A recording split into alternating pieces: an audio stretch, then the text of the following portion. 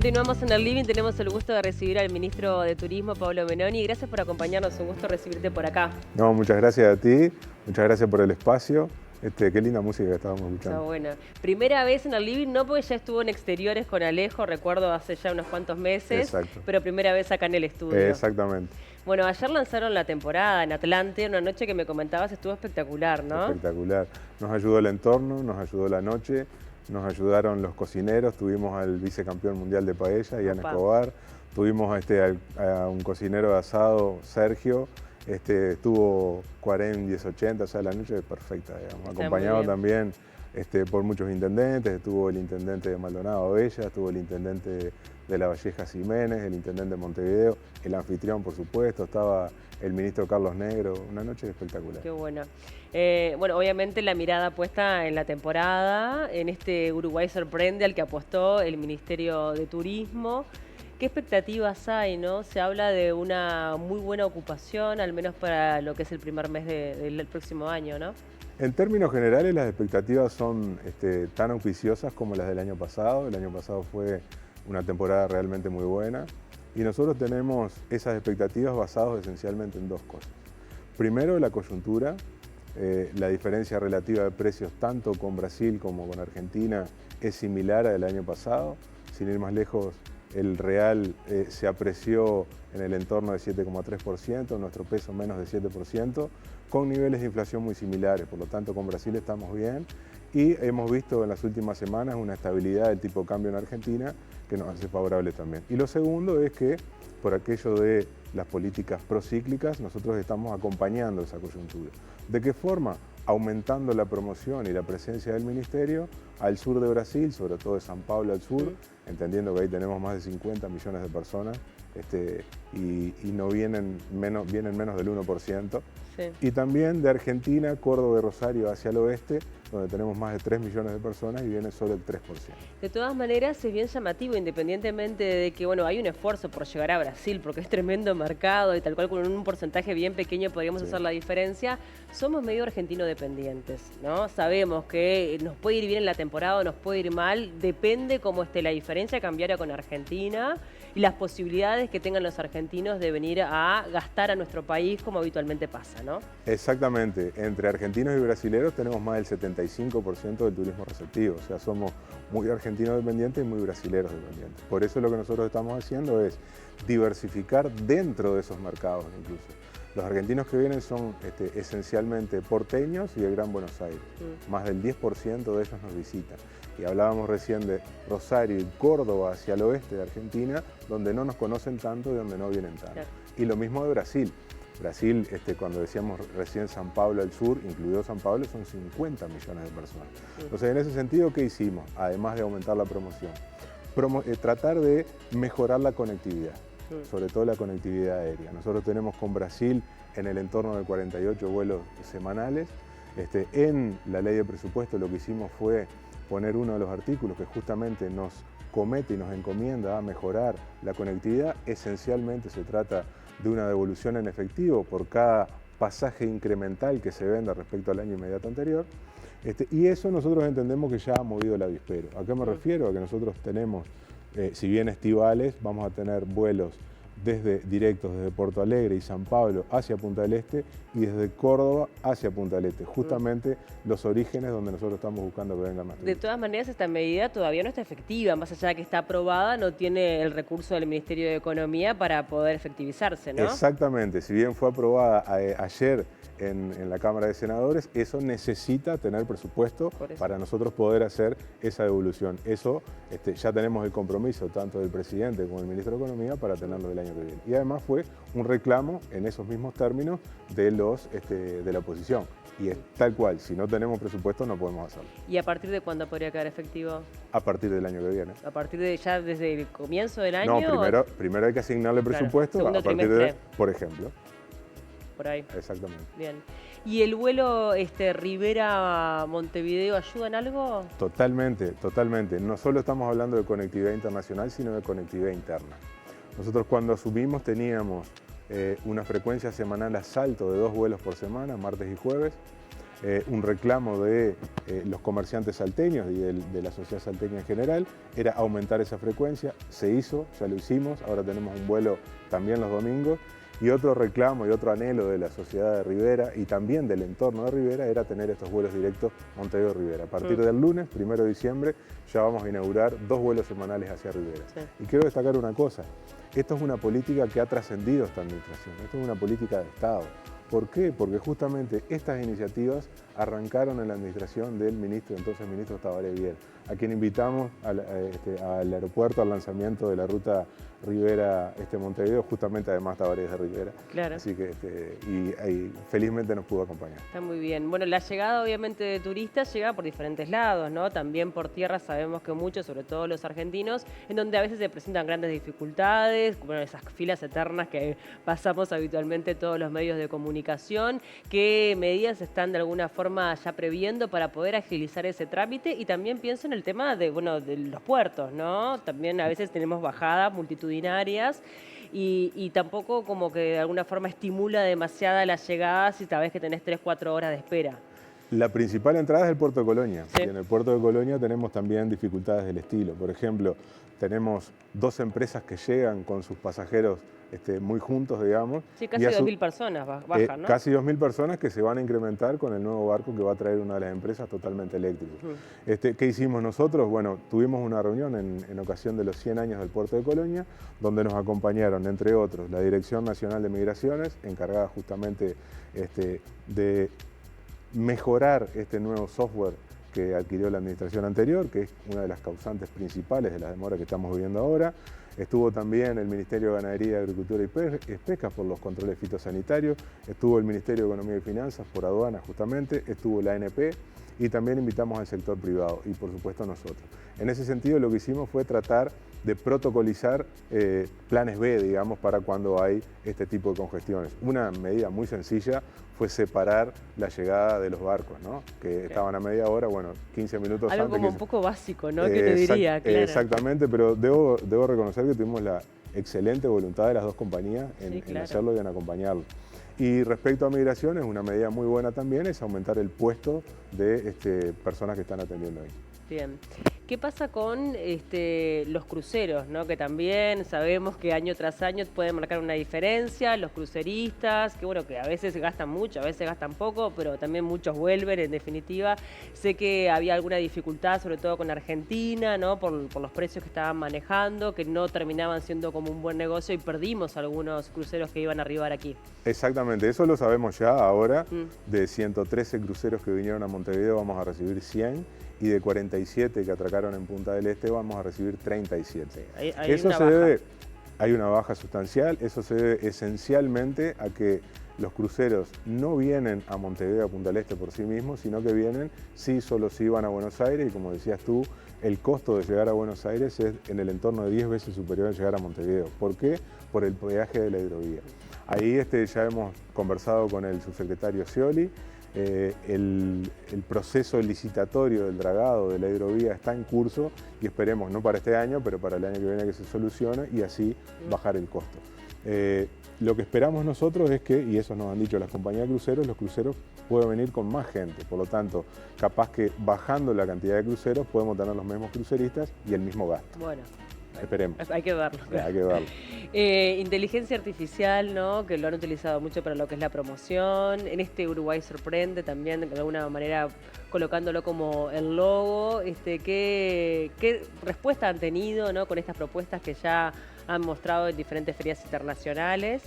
Bueno, primero que nada, una muy breve explicación. Nosotros estamos utilizando las herramientas de inteligencia artificial de las plataformas, sobre todo de redes sociales, en el entendido que no es lo mismo mostrar una promoción quizá a ti, que tienes gustos distintos a los míos, que tienes posibilidades temporales y económicas distintas a las mías, entonces no te vamos a mostrar lo mismo a ti que a mí.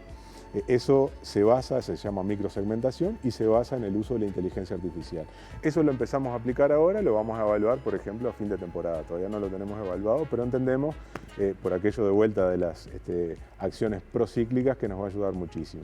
Y después lo otro que también hemos hecho fue, a partir de este Uruguay Sorprende, que tenemos ahora, la promoción, no sé si tú la has podido ver. Sí, claro, la pasamos acá además. Perfecto. Es mirar hacia el interior.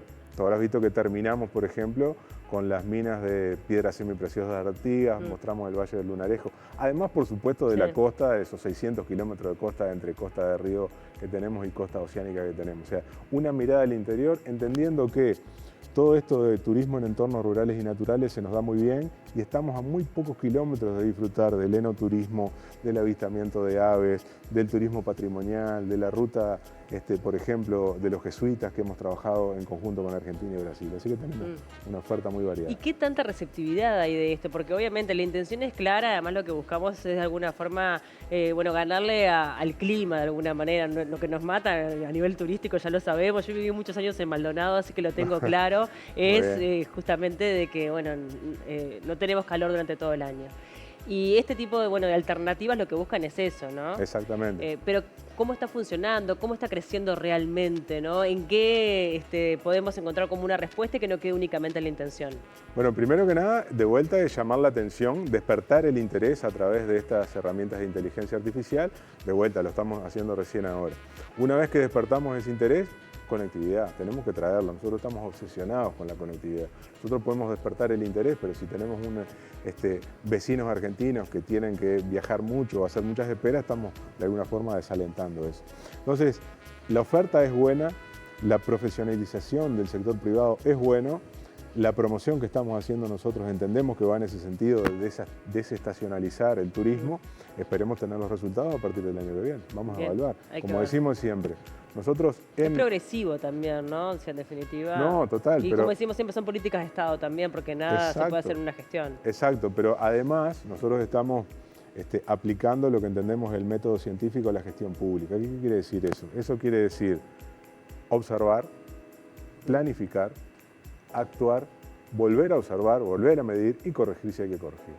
Entonces, en estas interacciones y en este círculo virtuoso, digamos, que proponemos nosotros, entendemos que vamos a mejorar. Bien. También hay que hablar un poco del turismo interno, ¿no? Total. Que durante la pandemia de alguna forma fue la que salvó ahí un poco la pisada, independientemente de que creo que no hemos llegado todavía a las cifras prepandemia, ¿no? En cuanto a temporadas turísticas, capaz que la expectativa es que esto ocurra en el 2026, pero ¿qué tanto influye el turismo interno? Ahí también obviamente abrimos un capítulo para el turismo social. Bueno, primero que nada, una observación respecto a las cifras prepandemia. Nosotros tuvimos un récord por allá por 2017, pero a partir de la pandemia el turismo cambió. La visión no solo de los operadores, sino de los turistas ha cambiado. Entonces, comparar el turismo previo a la pandemia con el post-pandemia es un poco complejo. Entonces, ¿pero en qué cambió?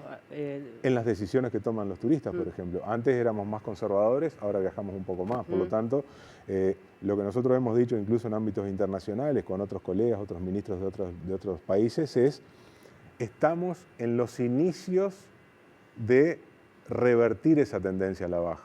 Por ejemplo, si tú mirás las cifras nuestras, el crecimiento es cada vez menor. Entonces nos estamos acercando a un valor tendencial que tenemos que romper y lo vamos a romper solo con innovación y disrupción. Tenemos como una llegada de unos 3 millones de turistas, ¿no? Que en realidad per cápita está muy bien en la región. Per cápita somos los unos. Sí, pero pasa que... Por ejemplo, sin ir más lejos, Brasil, que tiene más de 200 millones de habitantes, recibe entre 6 y 10 millones. Bueno, pero el turismo interno genera muchísimo Exactamente, también. Y a eso vamos al turismo interno. Nosotros estamos trabajando con el Sistema Nacional de Turismo Social.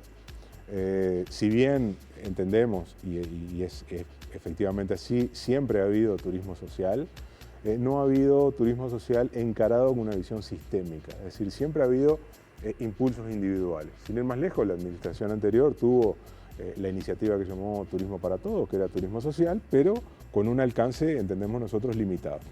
Nosotros tenemos un presupuesto, un artículo en el presupuesto que nos da dinero, 20 millones de pesos el primer año y 30 millones los años sucesivos, que nos sirve justamente para poder subsidiar a aquellas personas, en el entendido que el turismo es un derecho humano, no pueden hacer turismo en forma regular y nosotros los vamos a ayudar subsidiándolos. Entonces, un gran sistema de turismo donde toda la oferta y toda la demanda de turismo social se encuentren, ayudado por incentivos desde el Estado. Bien. Fue presentado también un proyecto de regulación de vivienda turística hace pocos días, Sí, hace 3, 4 días. exacto. ¿En qué se basa? Vamos a contarle un poco a la gente también. Bueno, primero tenemos la ley que se promulgó Sí. de vuelta con unanimidad de todos los partidos políticos sobre fines del año pasado, sobre finales de la legislatura pasada. Lo que nosotros estamos haciendo es, primera instancia, es un borrador que se lo presentamos a la Asociación de Hoteleros principales involucrados. Sí. Después ese borrador terminará en un decreto del señor presidente que todavía no se lo hemos presentado. Pero esencialmente lo que trata es de registrar. Nosotros tenemos bien claro cuáles son, por ejemplo, las camas totales de hoteles en Uruguay, pero no sabemos cuánto es la parahotelería que se llama. Y sabemos que es o similar o superior. Exactamente. Primero, con un registro totalmente gratuito de estos servicios, que tienen que brindar algunos servicios que están descritos en la reglamentación, incluso están descritos en la ley. Primero, registrarse.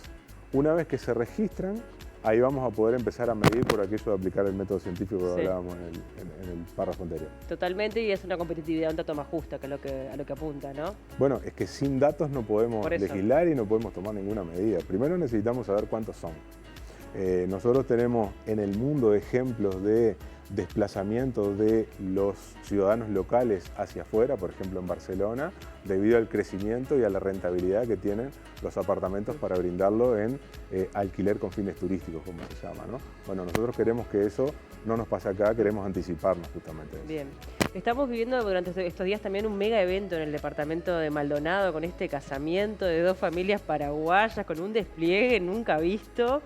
¿Qué tanto impacta esto, no? ¿Qué tanto también se puede llegar a promocionar Uruguay como un destino para generar también ingresos durante otro periodo que no sea enero y febrero? Totalmente, es uno de nuestros productos también. Especialmente tenemos un equipo dentro del Ministerio que trabaja el turismo de bodas. En particular lo que hacemos nosotros es, entre otras cosas, declarar los de interés, lo que lleva a una exoneración de impuestos importante, digamos, ¿no? Es como un servicio de exportación. A partir de eso y de la promoción, nosotros queremos posicionarnos en la región como un lugar amigable para el turismo de bodas. No solo el turismo de bodas tradicional también, sino el turismo de boda entre personas del mismo género, por ejemplo, que no se está dando, que se está dando en algunas latitudes. Queremos competir también en ese sentido. Bueno, eso justo de tener como nichos, en definitiva, lo que hablábamos hoy con la inteligencia artificial, de poder ir llegando, bueno, también avistamiento de aves, hay un montón de gente que, bueno... El abanico es enorme. Es enorme, sí. Es enorme. Nosotros tenemos afortunadamente un equipo dentro del Ministerio de funcionarios muy profesional, con una expertise realmente muy bueno, que se encarga justamente de cada uno de estos segmentos. Bien, cuando hablamos de turismo también pensamos en servicios, ¿no? Van de la mano. Total. A veces uno siente que hay algunos departamentos que se desbordan, que han mejorado. Hay que tener también un reconocimiento por un montón de emprendedores y trabajadores, por ejemplo, del departamento de Rocha, que, bueno, mejoran año tras año, pero a veces uno tiene como la sensación de que corren de atrás, porque claro, ellos tampoco pueden invertir tanto porque trabajan durante muy pocos meses.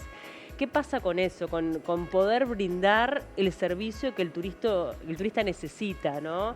A nivel hotelero, a nivel gastronómico. Ahí tenemos una ventana de oportunidades increíble. Ahí nosotros, si bien, yo debo decirlo, el sector privado en esto del turismo es el gran responsable de que nosotros tengamos la misma cantidad de turismo receptivo que de habitantes, sin duda. Ahí hay un compromiso y un profesionalismo del sector privado, sobre todo nucleado en las cámaras empresariales, pero también en los trabajadores, que es de vuelta, repito, el gran responsable de que tengamos esta cifra de turismo receptivo. Sin perjuicio de eso, tenemos muchas cosas para mejorar. Por ejemplo, capacitación, capacitación en habilidades blandas, capacitación en inteligencia artificial, que la inteligencia artificial se transforme en una herramienta y no en una amenaza para los trabajadores. Tenemos también un contexto geopolítico para aprovechar. Me estoy refiriendo especialmente a las dificultades que tienen algunos hermanos latinoamericanos por problemas sobre todo migratorios para acceder a destinos en el hemisferio norte. Van buscando cosas que nosotros tenemos acá, por lo tanto tenemos que aprovecharlo. Y también, como decíamos recién, el contexto político local. Nosotros tenemos, además de esta política de Estado en algunos de los productos, como mencionábamos recién, la conectividad, déjame contarte que nosotros tuvimos la oportunidad de ir 4 veces al Parlamento. Las 4 veces no solo encontramos un clima ameno y respetuoso, sino muy enriquecedor entre otras cosas coincidimos todos que el presupuesto del ministerio debería ser más. Bueno, fue lo primero que le pregunté antes de estar al aire y le dije, ¿cómo estamos con el tema de presupuesto? Porque sabemos que no es la prioridad, ya lo han dicho, ¿no? Está pero claro. además tenemos un presidente y un ministro de Economía que tienen clarísimo, y así lo han demostrado, de la importancia del turismo como sector productivo. Sí. Y eso se ha traducido, y no es un contrasentido con la frase anterior, en el reflejo presupuestal. Nosotros rompimos una tendencia del presupuesto a la baja de más de 7 años. Por lo tanto, es una prueba cabal del compromiso de este gobierno, del presidente, de este ministro, del ministro de Economía, en incrementar los recursos para el ministerio. Cuando hablamos de turismo, bueno, recién mencionamos a Rocha, obviamente uno de los principales destinos que además está trayendo mucho turismo extra-regional, que me parece súper interesante de ahí como para generar buenas oportunidades. También, bueno, la Costa de Oro, ¿no? Los Canarios, allí también hay mucho turismo interno. Exacto, ¿no? Exactamente. Sobre todo en Canelones, lo conversábamos con el intendente Legnani, el turismo es esencialmente interno. Sin perjuicio de eso, recibieron el año pasado, en la temporada pasada, más de 70.000 extranjeros, lo que no es menor. Y ahora tú decías de Rocha, tenemos una noticia a partir de ayer, el voto unánime en el Senado, en uno de los aditivos del Senado, de plantear la extensión de la licitación del aeropuerto de Laguna del Sauce, creando un aeropuerto en Rocha. Ah, bueno. Eso, por supuesto que es una herramienta fundamental, sobre todo para traer aviones de mediano porte que puedan de vuelta incrementar la zona de influencia de Rocha. ¿Y para cuándo estaría? Bueno, en realidad, recién está la idea, me imagino que eso es un proyecto. Eso vuelve a diputados, ¿sí? Después hay que promulgarlo y Bien. después hay que, esperemos que en este periodo concretarlo. Ah, ¿para este mismo periodo? Sí, esperemos que sí. Bien. Ojalá que se dé, pues sería una sí. muy buena noticia, de verdad. Totalmente, nosotros estamos apuntando a eso y creo, de vuelta, fue una votación, si no recuerdo mal, 27 en 27. Claro. O sea, estamos todos de acuerdo. El sector político uruguayo se ha puesto de acuerdo en un montón de cosas, especialmente en todo lo que refiere a turismo, lo reitero, porque la verdad que estoy muy orgulloso. Bueno, sin ir más lejos, nosotros en el Senado tenemos 3 exministros de turismo. Bordaberry, Tabaré Viera y mi compañera Lilian Quechichian. Claro. Entonces se entiende muchísimo el turismo. Bien. Bueno, así que las expectativas positivas por el momento ante una temporada que tiene varios ingredientes a nuestro favor. La diferencia cambiaria, como siempre decimos, con Argentina y con Brasil, que son favorables. Movimientos que ya han sido súper importantes. Siempre se mide con un fin de semana de octubre. A partir de ahí, si hay buena ocupación, sabemos que la temporada va a estar buena y se señala que sí, que hay niveles de ocupación muy importantes para diferentes puntos del país, ¿verdad? Exactamente, tal cual. Los niveles de reserva, según nos han transmitido los operadores privados, son muy buenos, por lo tanto las expectativas también son altas. Uruguay sigue siendo caro, también eso hay que decirlo, ¿no? Bueno, no, justamente lo que hablábamos respecto a la diferencia relativa de precio. El tipo de cambio lo que hace es reflejar la diferencia relativa de precio. Sí. Y lo que hablábamos con Brasil, por ejemplo, es el real se apreció más que el peso y los niveles de inflación son iguales. Por lo tanto, comparados con el año pasado, estamos mejor que Brasil en diferencia relativa de precio. Eso no quiere decir que nos vayamos a algún lugar de Brasil y encontremos que un baurú es mucho más barato que un chivito. Sobre todo la comida. Creo que todos sabemos que la comida en Brasil es mucho más barata. Exactamente, ¿no? Pero esos ejemplos puntuales no tenemos que mirarlo, tenemos que mirar el promedio de la macroeconomía. Bien. Gracias por acompañarnos, muchísimas gracias por su tiempo. Un gusto gracias por la invitación acá. Y estamos a las órdenes. Gracias. Hacemos una tanda, enseguida venimos. Que te fueras sin decir